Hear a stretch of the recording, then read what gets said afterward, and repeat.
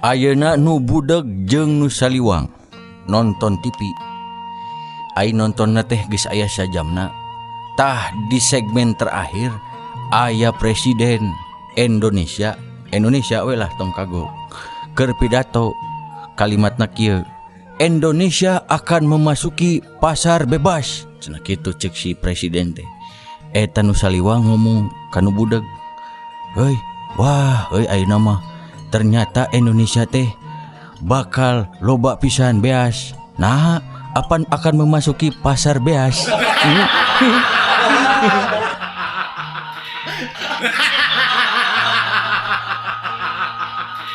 Seorang anak Sunda nya cenah cek beja lamun urang Sunda mah mere ngaran teh Murwakanti. Misalna Maman Suparman nya. Murwa. Udah dalang. Pokoknya Murwakanti, Murwakanti teh tungtungna sarua, lamun man lamun ti. Misalnya Yati Maryati gitunya. Ice Juice. Ku sabab budak teh loba tah hiji waktu mah aya keluarga anakna teh nepi ka 12. Nu nomor 12 cing tebak saha ngaranna. Teu nyaho. Ngaranna dibere ngaran Deh, udah deh.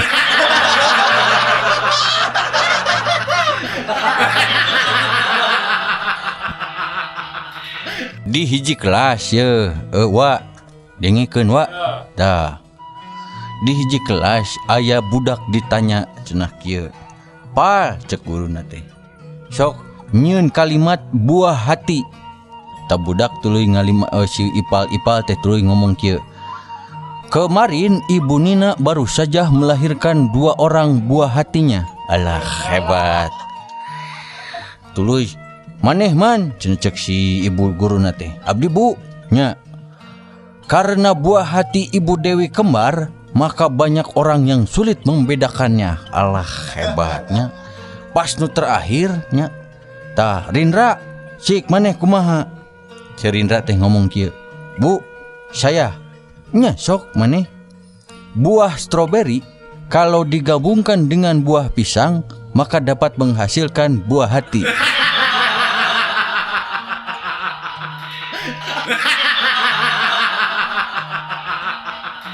Hiji waktu dewai aya awewe gelis nama, tapi eta bodona nataku bakatku belegug-belegugna nepi ka sakola SDG ting lulus ting henteu. Cek pikirna manehna pokona mah kudu meunangkeun jodoh anu pinter. Nah abet kitu sabab cenah untuk memperbaiki keturunan kitu man. Tah hiji geus naon ngaranna sekian tahun berlalu panggih we manehna teh jeung lalaki titelna profesor. Tah eta masalahna ku sabab manehna nu penting mah pinter, profesor teh beungeutna gorengna luar biasa. Goreng teh nya geus lah sagala we tah moal disebutkeun kumaha nama gorengna. Tah liwat ti sataun tuluy boga budak. Tapi naon cing nu terjadi? Ternyata hasilna teh lain pinter lain kasep. Ternyata bakatku dihijikeun antara gelis jeung pinter, tapi bodoh si ieuna awewena. Ternyata hasilna teh lain kasep tapi pinter. Jadi tibalik nya eta budak teh gorengna nataku jeung bodona jiga indungna.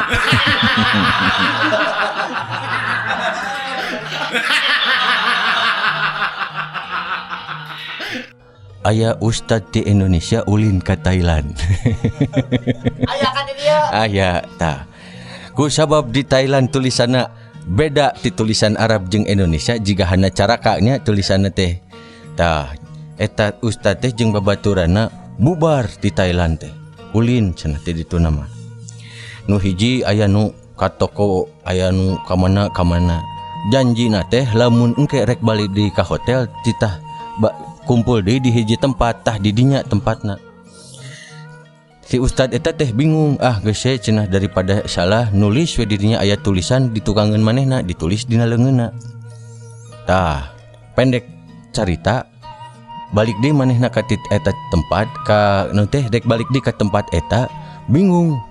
Tuluy manehna ngeureunkeun taksi, tingalikeun tulisanna. Eta taksi teh lain ngangkut manehna, init. Datang di taksi nu lain tingalikeun tulisanana, init deui. Tah. Pondok carita deui wae, manehna tungtungna geus capek, tungtungna leumpang ka hotelna. Panggih weh jeung babaturana. Nah teu lila teuing. Apan tadi cenah dek neangan titik tempat nu tadi teh teu kapanggih. Nah kumaha carana? Saya ningalikeun tulisan ieu ka tukang taksi, tapi nah teu daekeun eureun nya euy. Urang tanyakeun cenah ka resepsionis. Tanyakeun ka resepsionis, "Cing, neng ai ieu naon hartina?" Cek resepsionis teh jawabanana, "Itu artinya dilarang berhenti."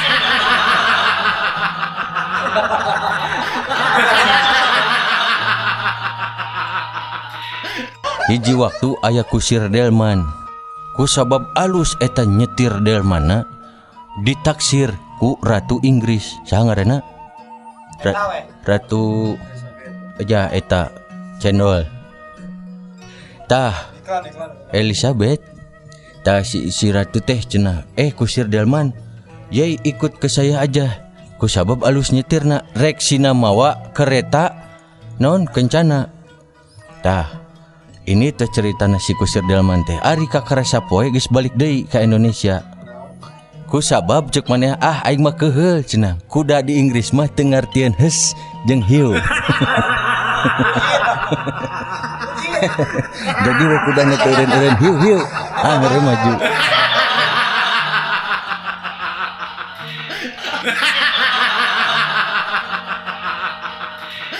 Tah ieu mah kejadian di daerah Cimindi. Aya budak nya manehna teh eueuh gawe keur ngadapang we sisi rel teuing naon. Tah beberapa menit kemudian aya kereta api rek ngaliwat. Keur tarik eta kereta api ngerem ngadadak cekit. Ayeuna pindahkeun heula carita, sok peureum sadayana bayangkeun sadayana teu nganggo sendal atanapi sepatu.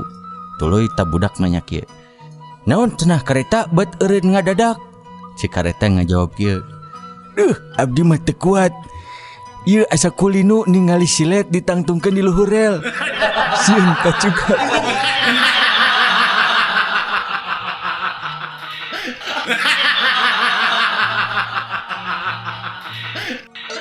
Tah sesuai bieu aya kongkorongok hayam. Hiji mangsa deui wae. Aya hayam, aya dua hayam, nu hiji hayam cangehgar, nu hiji hayam adu.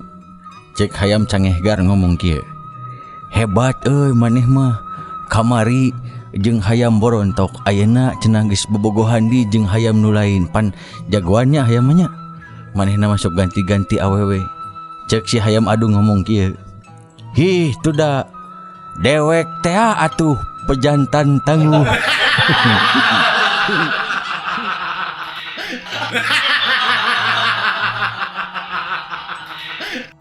Hiji mangsa aya budak nya dina angkot keur ngadahar permen karet, apan kunyah kenyah wae nya.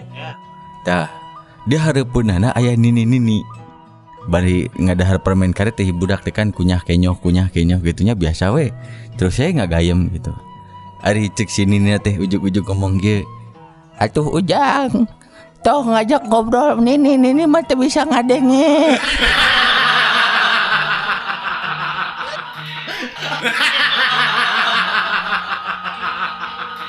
Jadi ceritanya begini. Hiji waktu aya budak ditanya, "Nah kamu tidak suka nonton Piala Dunia?" "Ah naon cenah, nu nonton Piala Dunia belegug cenah, anu main Piala Dunia ge belegug." "Nah bet belegug ada di kampung abdi mah cenah yang namanya piala itu bakal dibikeun. Misalnya nya domba cup, tah hadiahna teh domba. Lamun munding cup hadiahna munding. Lamun Piala Dunia emang hadiahna dunia apaan henteu, dasar balegug."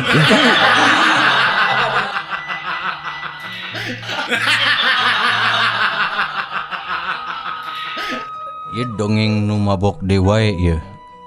Hiji waktu aya nu mawa mobil tarik pisannya kekebutan we tuluy. Tah ari geus nepi ka daerah Paledang maneh teh tuluy mengkoal disakalikeun bari ngerem dipengkolkeun kana pagar jebret tabrakan. Tah atuh ngambek tah nu boga imah teh. Nah jelema teh nanaonan atuh buat nabrak-nabrak pagar abdi. Cek saha pagar bapak. Kumaha abdi we atuh Pak cek nu mabok teh. Ieu mah atuh garasi-garasi abdi bapak mah tong cicing we.